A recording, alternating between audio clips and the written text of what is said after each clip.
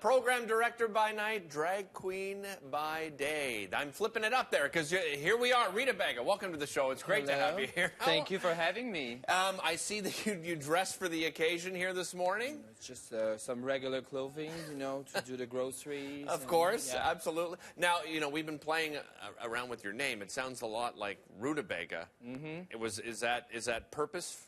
Yeah. You did that on purpose? There's no specific reasons. It's funny to hear. Okay, so. You just came up with it. Yeah. Let's talk about your role as program director. Tell us a little bit about your role. Well, I have to put all the program together, so to do a lot of researches and to make sure that every letters of our communities are well represented in the program. Right. So I spent the entire year trying to find different artists, and it's pretty awesome. It's a pretty fun job to do. No kidding. And another fun job is you performing as a drag queen. You're going to be part of the big performance that's coming up, along with some international stars coming here as well. But how did you get into performance?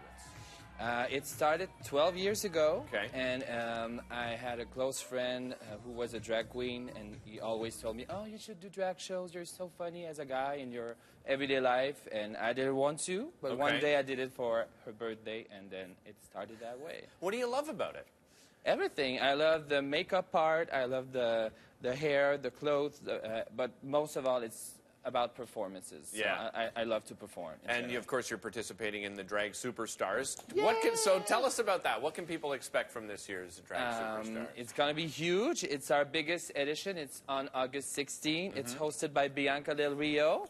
From RuPaul's Drag Race. I think she's the winner of season 6. Yes. Yeah. And we have over 14 drags from Drag Race this year. Plus, I'm doing the half-time show with 4 other local drag queen superstars. So it's going to be epic. Tell me about the halftime show. What can we expect from the halftime show? A lot of surprises. We will be bringing our best to make sure that we represent well our city and to make the Montrealers proud. What kind of performance? Do you sing? Do you dance?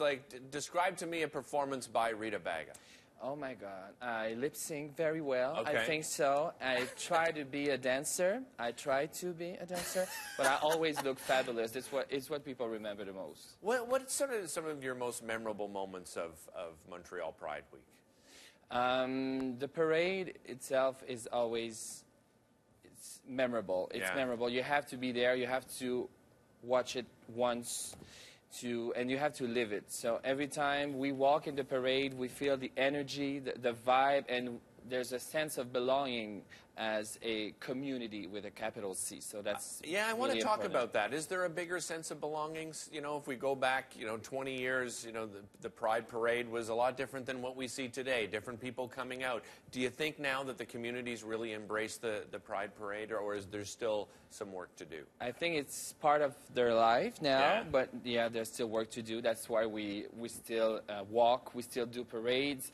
It's for all those who can't do it. Mm-hmm. And also, it's different now. It's different times, but we have to remember where it comes from. Yeah. So Pride is political, and it started with people, mainly people of color, trans people of color, queens, and people from the letter communities. So we have to remember that. We have to pay tribute, to pay homage, and to just walk and be fabulous at the same time. Do we still see the politics within the Pride Parade? Is that still something that we make sure that people, as you said, to remember how important that it is? Yeah, Pride is political, so every year, even though we have big floats and feathers and everything that is fabulous, we make sure that people notice that Pride is political, and we try to send out different messages and to involve politicians into our movement as well. And of course, the website, you can find out the complete schedule. There's so many activities, so many things going on there. You have it August 9th to the 19th.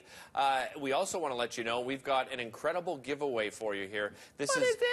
Let me tell you, Rita, it is VIP passes. We're giving away VIP festival passes worth $2,000 in value. You get access to the VIP tent August 10th to the 12th, and then August 15th to the 19th. You get food and beverages, access to the exclusive area near the stage. All you have to do is go to btmontreal.ca, click on daily prizing, and your code word for today is pride. So make sure you get on that.